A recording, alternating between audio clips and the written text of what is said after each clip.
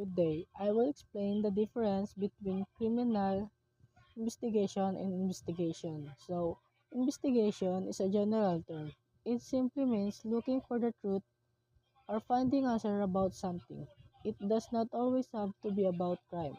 For example, if a business lost money, the owner will investigate why it happened.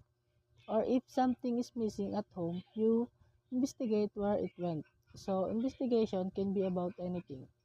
Then, criminal investigation is more specific. It only focuses on crimes. This means searching for facts, evidence, and information about the person who committed the crime.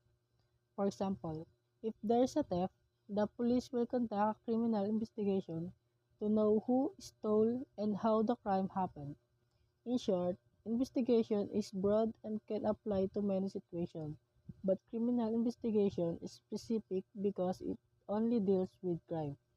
That is the difference between investigation and criminal investigation. Thank you.